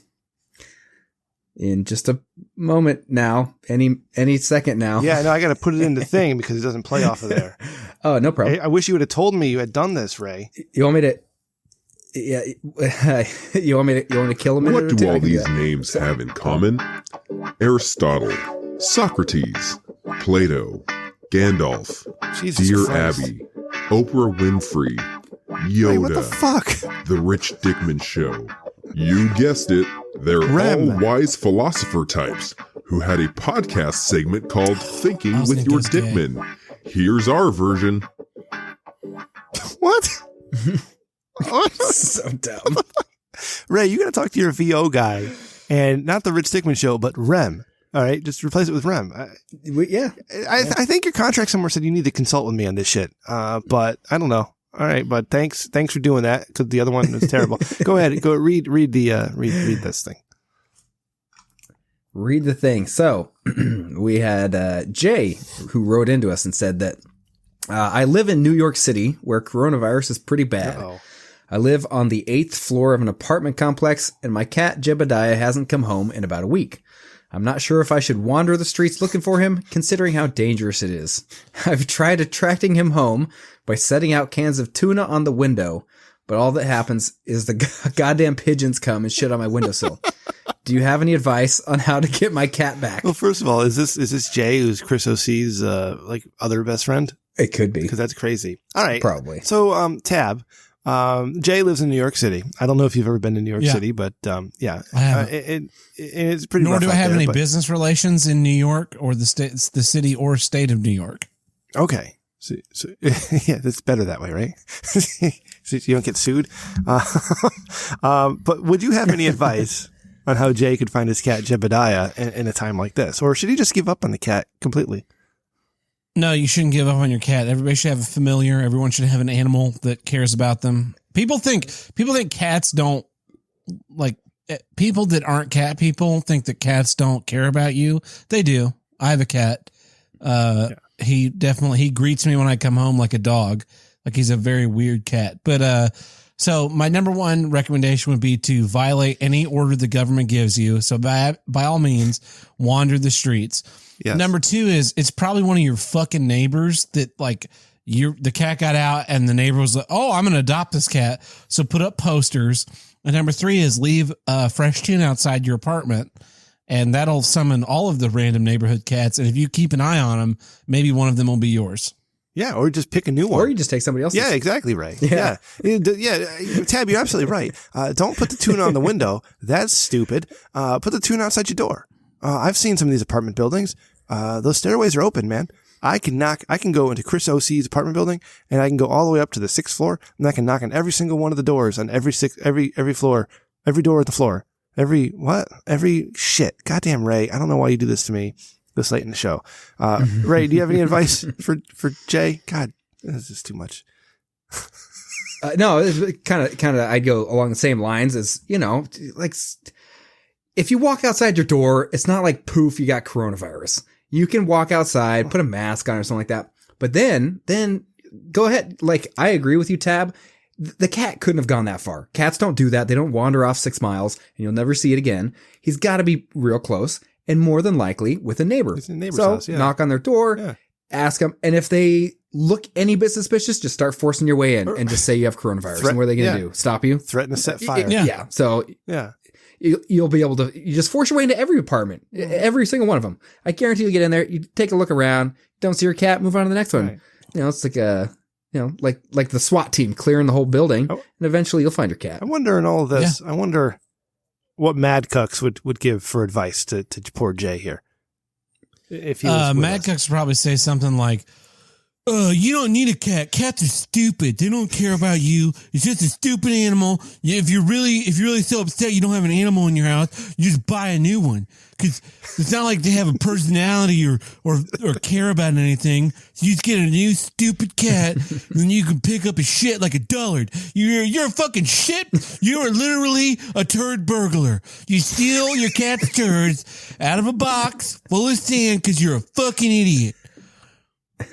That's awesome. Okay. I'm glad he showed up. That's cool. Thank you. My advice is the same, Jay. You knock on doors, force your way in, or threaten to set fire or corona to the place because corona is everywhere. Amazingly, Ray, Chris OC has not caught the corona yet, nor has he developed any sort of cough. And this is a man who was not out to find a mask I mean, now he's wearing a bandana over his face because the CDC said to, as he'll do as instructed. Also, he's in favor of shooting people in the back of the head like Duterte in the Philippines, whatever the fuck the guy's name is, which really frightens me. And I have to reassess my friendship with the man once I'm able to go back to New York City. But he would not wear a mask on the subway because he wanted to save those for all the health workers. All right. You know what? You said either set the place on fire or coronavirus them. Yeah. But what if it's super scary, and probably the next thing we should spread this as a rumor is a flaming coronavirus. Like coronavirus on fire. Oh, shit. Like, if you don't give me my goddamn cat back, Flaming I'm going back to coronavirus. my place God. grabbing a handful of flaming coronavirus and I'm going to throw it in your fucking face. Give me my goddamn feline back. Yeah, that kind of thing. I like that. I like that. Scare some sense into them. I've been carrying a handkerchief for the last few years. Basically, like it's a really helpful tool. You know, I cough, I cover my mouth with the handkerchief. I get sweaty, I wipe my forehead with the handkerchief. My sister fell down during Christmas and scraped up her hands, and I was able to just pop that fucker out, wrap it around, tie it off as a makeshift bandage. Like for $12, you can get like 15 handkerchiefs or something. So I just have a little drawer. I swap them out every few days. But I have been so tempted to get some, like, go to the store, get some red food coloring and dab it all over my handkerchief. And when someone annoys me, pull it out of my pocket and go, sorry, what?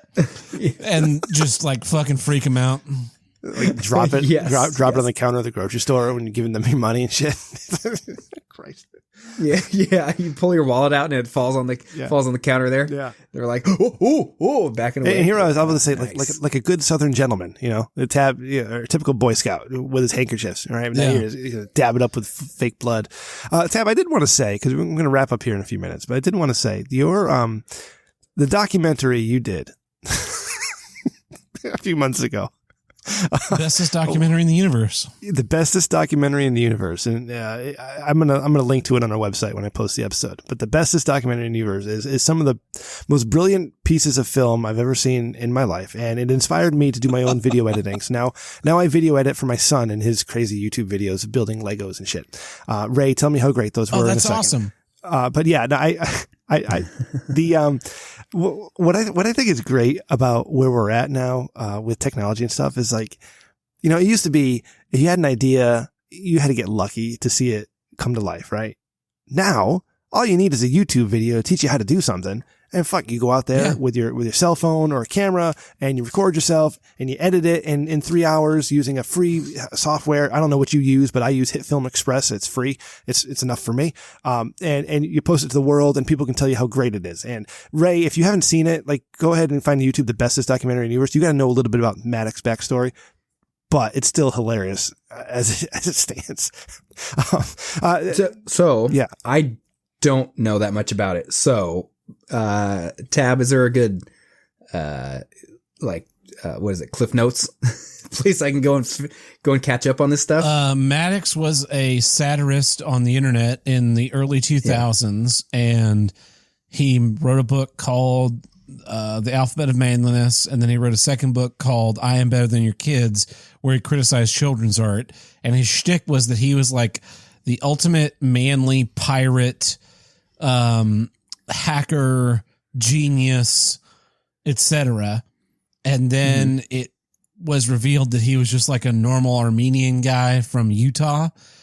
He started most people on the internet. He started a podcast with Dick Masterson, who is the author of Men Are Better Than Women. And their relationship fell apart because Dick Masterson had sexual relations with an ex-girlfriend of Maddox. And then their podcast ended and they both launched separate podcasts where Dick told the truth and Maddox lied to people. And now Maddox has basically fallen to the lowest rungs of internet fame where he can't even release a regular YouTube segment. Okay, gotcha. He's like the exact opposite of it's really hard to encapsulate because it's such a weird narrative. Like, as someone who is a fan of his before Biggest Problem, he was, Yeah. I hate to say, like, he was something of an influence in my life as far as like the character that he presented on his website, because mind you, from the early 2000s until like 2011 or something, we didn't really know what he looked like. I guess 2011 is probably a little late. Like 2006, I think it was when we finally figured out what he looked like. But then also, like, it wasn't until Biggest Problem that we really got into hearing him. It takes a lot to talk for 45 minutes without letting yourself in, right? You can write a little essay on the internet and revise it 100 times and get rid of your own personal voice. But when you're doing like a weekly podcast, the weird idiosyncrasies of yourself, they just kind of worm their way in and people figure stuff out about you. And so over the course of Biggest Problem, it became pretty evident that the character that he created as Maddox for writing in his website and his book was a lot different than the person that he actually was. Yeah. I discovered Maddox. Oh boy. I was on a Christ almighty, here it fucking comes, Ray. I was on a role play website. What was called Mystical Realms, myrealms.net, right? And I was with this, I knew this guy, and he's like, hey, you got to check this website out, or this article. And it was about how McDonald's is an anagram for ailing vomit. And yeah. And so I read that article, and from that point I was hooked on Maddox's website. And so I remember skipping class at college, and the one semester I was at Eastern State University in Connecticut, and just reading through like all his articles over the course of 2 weeks or whatever it was. And I was like, man, this is brilliant. You know, I love this. I love the way this guy writes and the satire. I love it. So it's fantastic.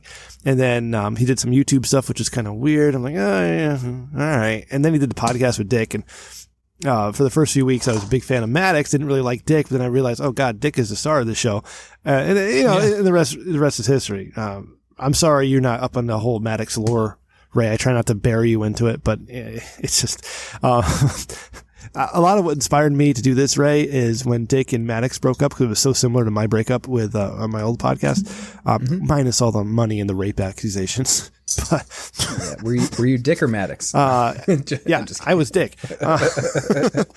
But yeah, so I put the link in the Discord, and I'll have it on the website. So Ray, you should check it out, because it's just fantastic. Okay, all right. So let's wrap this one up now. Tab, I want to thank you so much for coming on. This was great. Oh, you know what? Before we wrap up, I'm sorry.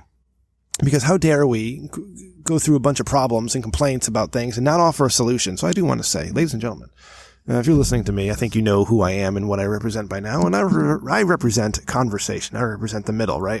I represent listening to both sides of an argument and determining the best course of action. And all I'm saying is that we didn't have to go into a whole $2 trillion bailout. So UBI. $6 trillion, because whatever it is. They put $2 trillion directly into the market originally. Dude, I got the smallest amount of that money too. I got like none of it. I didn't get shit. Such a small percentage. You know, with Donald Trump becoming the first socialist president ever, it's going to be. Listen, what I'm saying is, if they had just said, "Hey, ladies and gentlemen of America, there's some weird shit coming out here from China. We don't really know what it is, so we're going to advise you all to wear a mask when you go out in public for your own protection. And if you're over 60, maybe you want to stay in for a little bit till we can figure this one out, okay? And let's not get on top of each other. Let's do a little bit of social distancing here. All right, let's be smart. Make sure you wash your hands. Make sure you wash your ass, and we can get through this. That way, we wouldn't have to shut everything down and put people out of work. And we wouldn't have my crazy guy being lonely in his goddamn apartment without a bar to go to. What I'm saying is, ladies and gentlemen, is that there was a better way to do this rather than scaring everybody the fuck and making people like begging for daddy state to come take care of them and being okay with a totalitarian state government. Because listen, here's the thing. Oh, here comes Ray. The more you give them, the more you allow them to take, the less they will give back. I can guarantee you that. The more you say it's okay to tell me when I can and can't go outside, the less they will give you that right back. All right. We, as the United States of America, we're built on doing our own shit and the freedoms we have to say and do as we please and to gather when we can and to worship as we want. And that's being taken away from us for For what? I'm not saying it's just the flu. I'm not saying that the people who died aren't real. Listen, that sucks. I'm really sorry that they died. And this could have been prevented. Could it have? I don't know, but we could have maybe controlled it better if we had just communicated better in the beginning. But we didn't need to shut the world down and cause even further chaos and destruction and sadness and despair. We could have come through this because we're fucking Americans, right? We're the smartest goddamn people on earth. All we got to do is find a common enemy to unite around, and goddamn it, we'll get shit done. But instead, we've been divided again into, as Tab said, the bioterrorists and those begging for daddy to fuck them in the ass. So we're stuck. What I'm saying is, ladies and gentlemen, if you're angry right now about what's happening, stay angry, okay?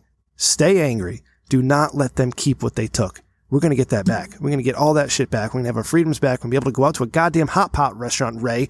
I miss my fucking hot pot. I miss my train ride to New York and seeing my friend Chris O.C. and giving him a big fat hug because he's a big fat guy, and then going to watch wrestling and going to hot pot afterwards because that's a good goddamn time, and I need to get out of my goddamn house, and so do my kids, and so does my wife. Everybody needs to go to school and go back to work and go do shit, and I need to be able to come home. I need to be able to come home on my lunch, Ray, and I need my 2 hours to sit on my couch in the dark and just enjoy the silence because I don't have the silence anymore. It's disappeared.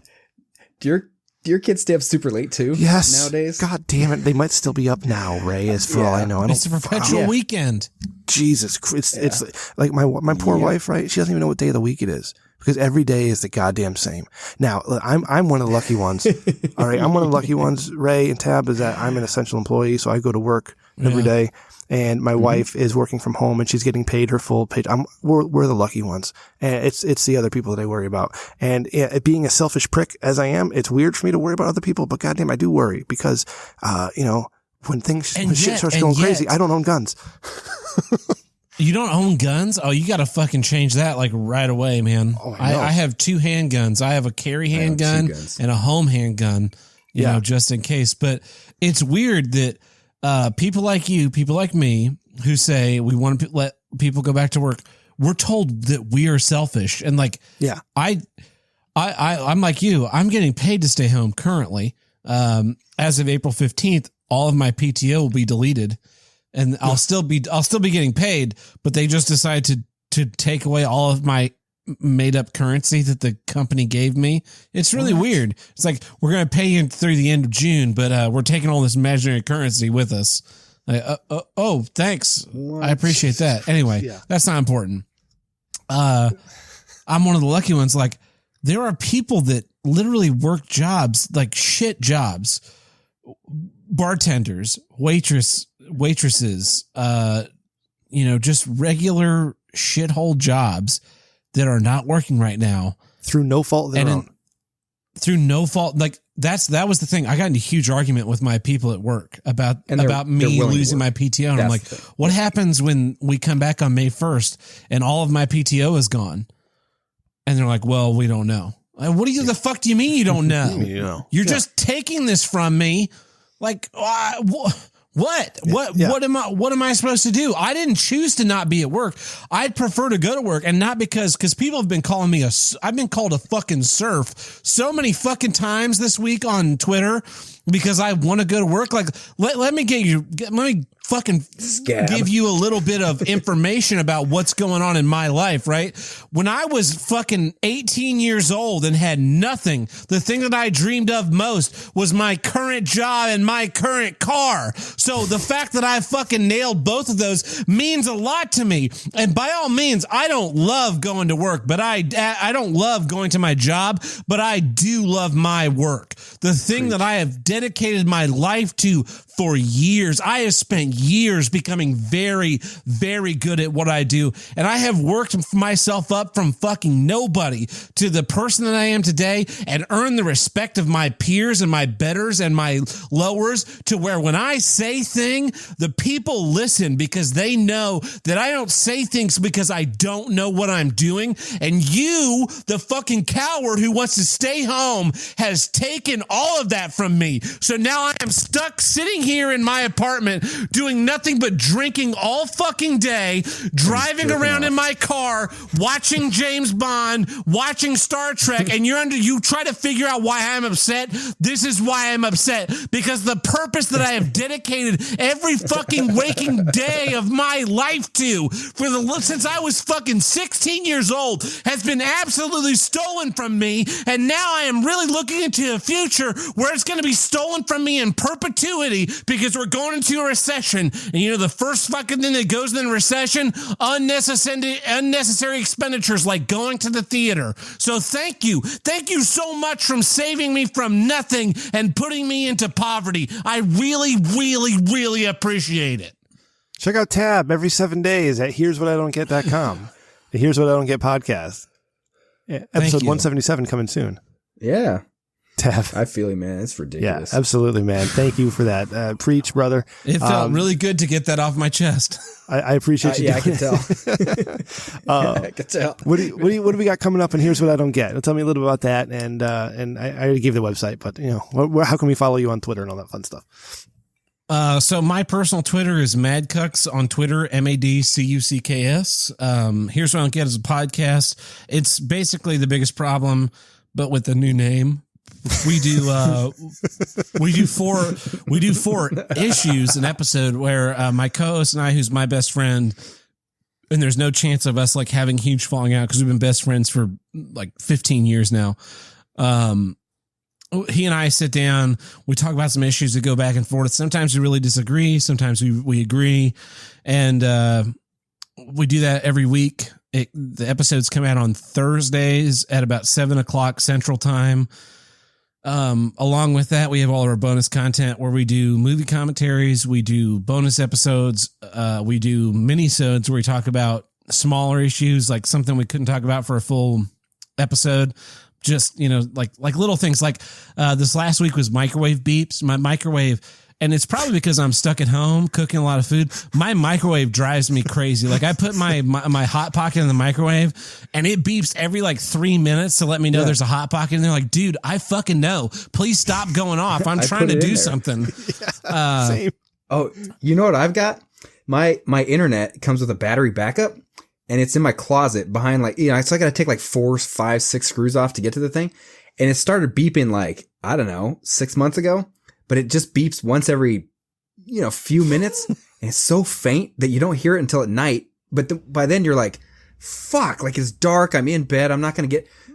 So now we've just grown accustomed to it. Right, God damn it. What do you think of that? You're like the fire. You're like the fire alarm guy. Just let that shit beep. Tab. I get you with the microwave thing. Here, let me real quick. All right, I know I got to wrap it up here, Ray. But real quick, Tab. It's like I got one of those microwaves too, right? It'll beep till it's done, and then it'll beep again, and then it'll beep again, and then it'll beep again, right? And that shit drives me crazy. So as soon as it beeps to tell me it's done, I'm running. I'm like, fuck it, I'm gonna get the shit. I get up off the couch and I run over there and I grab it. Like my wife will let that thing fucking beep and beep. And beep, and beep. And I was like, baby, you gonna get that? So what are you talking about? No, the shit in the microwave. You're just gonna let it fucking beep all night because you got something in the microwave. You put it in there 10 minutes ago. It was done 7 minutes ago. Fucking take it out. Take it out already. So I get you, man. I get you. That's who those beeps are for, but I don't have the option to turn them off. So they're driving me crazy. I ended up punching my microwave because I was so annoyed. It's built in. It's a filter and everything. And I broke it. I broke my microwave and now I need to file hey, I'm going to need you guys to come in here and fix this. And I'm going to, of course, when they come in, what happened? I don't know. Hot Pocket exploded. I got drunk and I fell into it. Ray, where are we following you on Twitter, buddy?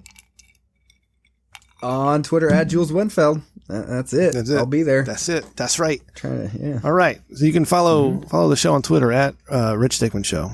You can email us at richdickmanshow@gmail.com. Listen, if you like the show, if you like what we're doing, if you want to support us, feel free to check us out at patreon.com/richdickman. We have a whole plethora of awesome fun stuff, extra stuff for you over there. Listen, at that Patreon, we don't fuck around, man. You get something every single week, whether it's bonus clips or a bonus show. We just uploaded a bonus show today, where Ray was talking with some guys after a Corona cast. And it was Isaac and Spaghetti, and they even did an analyzation of Rem and Huel, which I have to listen to because I have not heard that. But yeah, I got to find my thing here. Oh shit, Ray, where did It's in there. I can't find it. I can't find. Yeah, Oh, yeah. I found it. We discussed a number of things. And now It's basically it's time like it's just fun to Thank our talk after the fucking shows. Patreons. Thanks, This thing. Svensson. We're contractually obligated to thank Freddie, our Max, and fuck. What the fuck's his name? Randy. Enjoy your Yeah. bonus content at Also, patreon.com/Rich thank you. Dickman Show. to Mr. Porno Man, who joined the Patreon as Yeah. well. That's right. So thank you for that. All right. But you go richdickman.com for all your Rich Dickman needs. Click the merch tab. Help support the show that way if you don't want to join the Patreon. We have some fun shirts. Again, if you're pissed off at China for all this nonsense, we got a nice red shirt there. China is Donkey Ho. So there's that. Also, if you have a graduate in your family, class of 2020, all I got was toilet paper. So there's that one as well. When we get through this shit, Freddie Rush got a little, he said, hey, what the hell are you doing? But there is a t-shirt there that says, I survived coronavirus. And of course we have the brand new Rem and Ray t-shirts. I got one coming to me. Ray's got a hoodie, I believe, coming to him. Yeah. With our animated faces done by Randy and the logo done by producer Ryan. So you can follow at producer Ryan. You can follow producer Ryan at Ryan TRDS, and you can follow Randy at Sir0 with an E. You can follow my mother on Twitter at Rem_Mama, and of course I am at Rem Dickman. Really appreciate you guys listening every week and tuning in and having fun with us. The Dickman line, 860-316-4776, if you'd like to leave a voicemail like Isaac did. That was an epic 12 minutes of Isaac. Thank you, Isaac, for calling in. Good friend of the show. That's all I got tonight. Tab, once again, thank you. This was a lot of fun. I really appreciate you coming on last minute. You were great. You were Thank you. fantastic. Hope we do it again sometime, man. Hope we do it. Can I shout out? Can I shout out my friend Fred Rush? He's a big supporter of Here's What I Don't Get, and he's a guy I've personally met. I took him out for some beers when he was in Tulsa one night. Nice. So if you're in Tulsa, hit me up on Twitter, and if I'm not doing anything, I'll take you out for beers. What if I'm in Norman and Randy has to drive me to Tulsa? Can we make that happen? Oh, like I said before, if you're in Norman, you just need to hit me up too, because I'll come out there. That was my stomping grounds for 4 years while I was in school. I know a lot of the good bars, and nice. We'll go party. Nice. I'll walk in. Well, let me throw this out there. Goddamn. I have relatives in Broken Arrow. I have some friends in Norman, and one of my very close relatives has done theater for 15 years. Oh my God, you guys are probably related. We got. Yeah, we might be. Yeah, we got a lot we could talk about. Yeah. All right. Thanks for listening. Thank you, Tab. Thank you, Ray. Thank you, audience. We'll see you next week. Good night. Night. See ya. That's it. Done. Dunzo. Oh man. Damn. I love coronavirus so much. Yeah. No. I like the deal I got on my couch. But that's about it. Hey, actually, the guy called me. I called the guy yesterday about the couch, and he said it'll be another week. Actually, I forgot to mention this. Then he called me today, and he's like, "Oh, it came in." Like, what? How fucking unorganized are you?